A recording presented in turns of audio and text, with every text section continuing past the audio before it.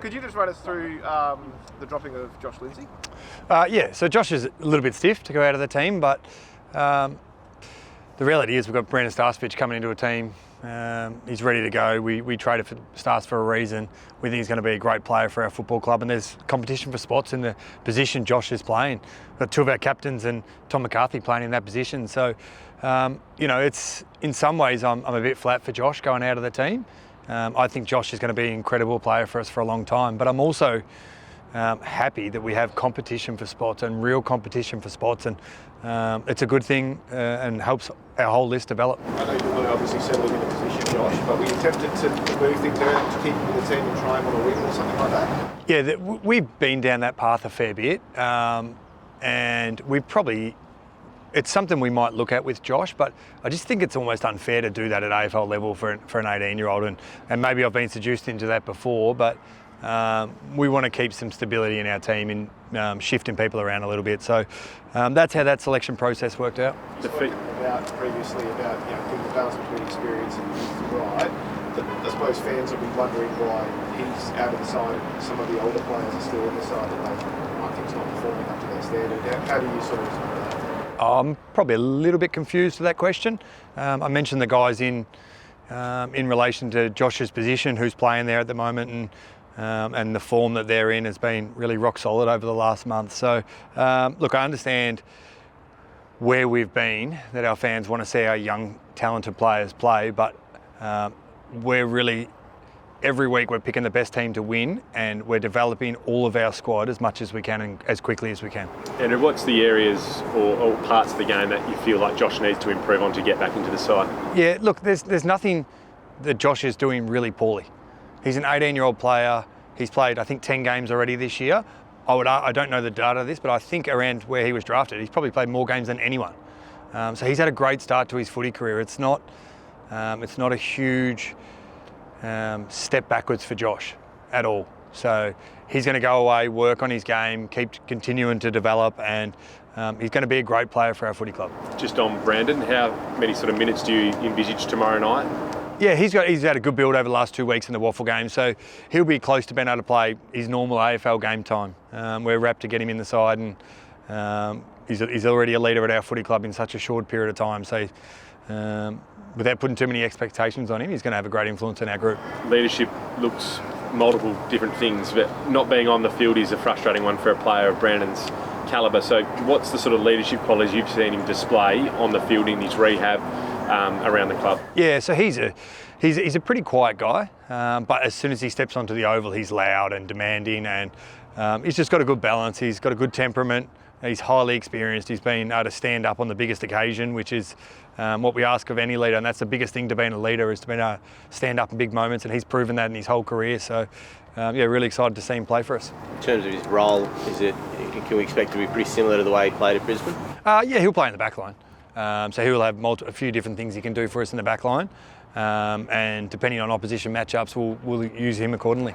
How keen are you to see Cooper Tyler back in the side? He played every level last week, and probably unlucky to miss the Gordon game after you pushed him. Yeah, he was unlucky, and this is the reality of the situation is we chose to give him a rest for his body, for his longevity, and then the team played well and he didn't get back in the side, so that was a bit tough for us and for Coop, but he took the right attitude, went back to the Waffle game, played well, and we almost needed him in the game last week. So rapt to get him back in the side. He's had a little freshen up over the last month or so, and excited to see what Coop will do as well. When you played Port Adelaide a couple of months ago, what's changed in them since then that you think is a different this weekend? Yeah, I think I certainly think if you look at the ladder, you don't get the full picture of Port Adelaide. I think they've been really competitive, and if you give them time and space, they're going to slice you up. So we found that out in our pre-season game against them. We weren't quite at the level we needed to be defensively, and I think we got done by 80 points. So there's the expectation is that we need to be really sharp. You need to have fast reaction to get Port Adelaide. They move fast. They move the ball fast. So they're coming off a bye. Sometimes a bit unknown what to expect, but we have to be really sharp defensively tomorrow night. You're now starting to reach a point in your evolution where you're able to drop players who are in decent form. How significant do you think that is, just building that depth there? From a club point of view, I think real competition for spots is absolutely critical. And it's hard decision making for us, but it's all based on the right intentions. So yeah, it's a good thing. It's some players get disappointed, but we just need to keep pushing the barrow as much as we can for the whole squad perspective to keep. We've got a lot of work to do. We're still so far away from where we need to be. So we need to keep pushing each other really hard. And how's Shanahan with his shoulder? Is he going to be restricted in any way? Nah, Job's all good. He was able to complete the game last week, and he's trained strongly this morning, so he's all good. How's Elijah Jewett tracking? Just speaking about that competition for spots, how's he going? Yeah, Elijah's got really clear feedback from us. We're working incredibly closely with Elijah, playing through the midfield at Waffle. He's working really hard on his game. Our midfield's been stable for the last 5 or 6 weeks, so he's just going to continue to work, keep improving his game and his fitness levels, and then when an opportunity comes, I'm sure he'll take it.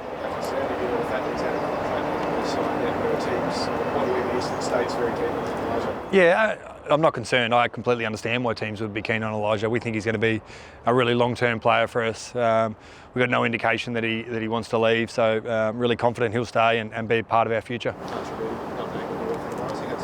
Not a setback. He missed obviously a fair chunk of footy, and he's just pulled up a little bit sore. So we're just going to give him a rest this week, and then depending on how he goes next week, obviously we have the bye the week after that. So he might just hopefully get a little spell and be able to push for the second half of the year.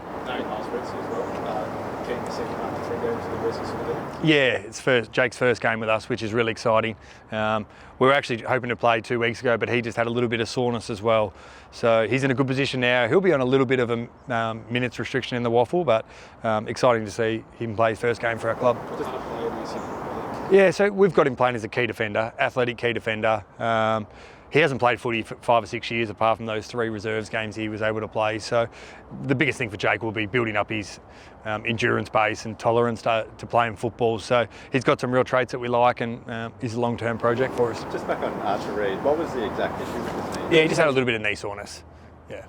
And just on matchups, you talk about Stars and what that matchups look like. Obviously, he's shown over a long period he can play on those sort of medium, powerful forwards. You see him as the perfect matchup for Horn Francis if he's resting forward? Yeah, so he seems to spend a fair bit of his time Horn Francis mid, and then maybe a portion of his time forward over the last few weeks. So we've got plans for both. I think Stars is a good matchup for him when he's playing forward, but depending on how tall they go on their forward line, we also think our talls can play small at times as well. So multiple matchups, and will just be depending on who's there at certain times. And Hoffy, is he the guy for Butters? Yeah, so Hoffy's going to play through our midfield again.